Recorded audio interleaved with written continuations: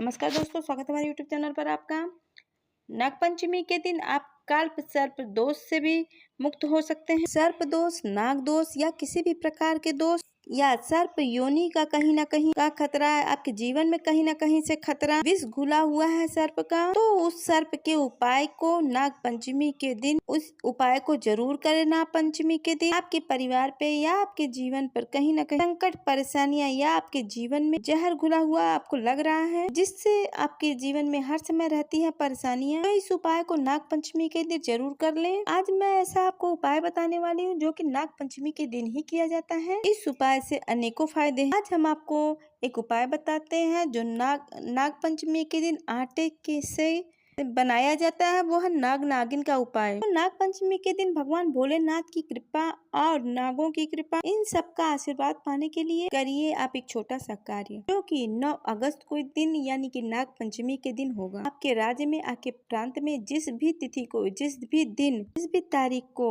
नाग पंचमी मनाया जाता है, उस दिन आप ये नाग पंचमी का उपाय कर सकते हैं। अन्यथा 9 तारीख को अलग अलग प्रांत में अलग अलग जगहों पर अलग अलग तिथि बन जाती है। कई जगह शुक्ल पक्ष की बनती है, कई जगह कृष्ण पक्ष की बनती है। तो आपके जगह, आपके देश में जिस तारीख को या जिस दिन मनाया जाएगा उस दिन आप मना के ये उपाय आप कर सकते हैं। करना क्या है आपको बता दें, सुबह सुबह एक जल का लोटा लेना है, उसके अंदर आपको काले तिल डालने हैं, थोड़े से दूध डालने हैं, इसके साथ साथ आपको ताजा गुथा हुआ आटा लेना है। जो सुबह सुबह आटा गुथा हो, अगर नहीं भी गुथा हो तो थोड़ा सा आप गुथ लीजिए और ताजा ही याद रखिएगा आटा ताजा ही लीजिएगा। आटा लीजिएगा, एक नाग की आकृति का, उसको गोल और लंबा, थोड़ा सा आगे मुंह निकला हुआ, इस तरह से बना लीजिएगा। जैसे नाग नागिन होता है इसी तरह आप नाग का आकृति बना लीजिएगा। उसको जोड़े में बनाइएगा, एक नाग होगी और एक नागिन, उसमें थोड़े थोड़े आप काले तिल भी लगा दीजिए। आपको अब धूप, दीप और थोड़ी सी कच्चे दूध ले जाकर भोलेनाथ के मंदिर में आपको जाना है, शिवलिंग के पास। वो शिवलिंग पे नाग नागिन चढ़ाने हैं, फूल चढ़ाने हैं। जो आपके पास जल भरा लोटा है जिसमें आप दूध और काले तिल डाले हैं, दूध और गंगा जल का जो डाले हैं, ये आप भोलेनाथ के ऊपर, नाग नागिन के ऊपर आप चढ़ाइए। वहीं बैठकर आप ओम नमः शिवाय का जितना हो सके आप उतना जप करें। इस उपाय को करने से आपके जीवन में सबसे बड़ा जो रिलीफ होगा, आपके जीवन में काल सर्प दोष चल रहा है। काल सर्प दोष का मतलब है जिसपे वंश वृद्धि नहीं होती है, आपके जीवन में हमेशा परेशानियां बनी रहती हैं, हमेशा परेशान रहते हो, आपका धन नहीं टिकता है, जो भी कार्य करते हैं वो जहरीला हो जाता है, विष के समान हो जाता है, को किसी भी चीज का सुख नहीं मिलता है। जहरीला का मतलब होता है आपका बना बनाया काम, उसमें जहर घुल जाता है। कोई भी चीज करते हैं उसका सुख आपको नहीं मिलता, गाड़ी ली उसका सुख नहीं मिलता, घर लिया उसका सुख नहीं मिलता है, संतान हुई उसका सुख नहीं मिला। किसी भी चीज का अगर आपको सुख नहीं मिल रहा है तो समझ लीजिए वो चीज आपके लिए जहरीली हो गई।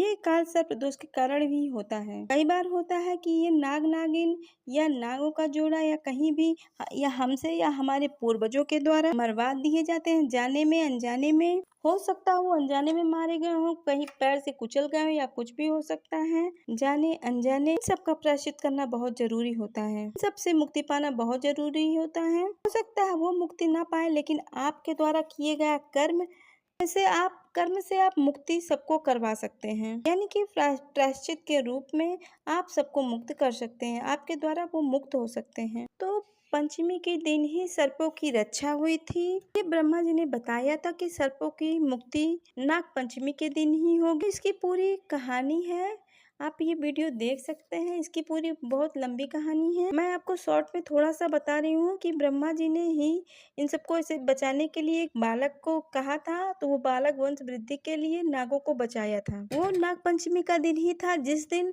सर्पों की रक्षा हुई थी, नहीं तो सर्पों का वंश वृद्धि ही खत्म हो जाता।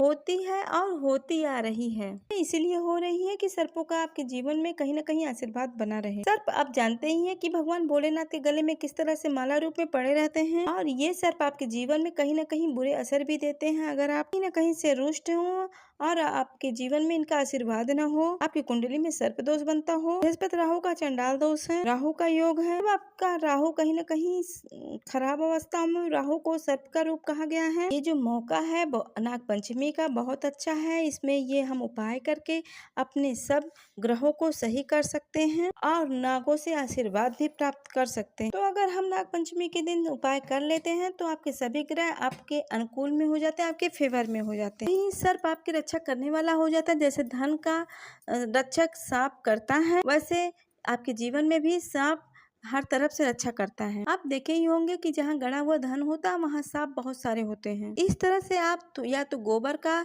अपने मुख्य द्वार पे गोबर का बनाइए सांप, और नहीं तो आप घी और हल्दी से ही आप वहाँ द्वार पे अपने 5-5 नाग बनाइए और थोड़े थोड़े गुड़ लगा दीजिए। घर में आप जरूर मिष्ठान बनाइए, कुछ प्रसाद बनाइए, भोलेनाथ का पूजन करिए और देखिए आपके किस तरह से खुशियाँ मनाने से भगवान प्रसन्न होते हैं और आपके जीवन में हमेशा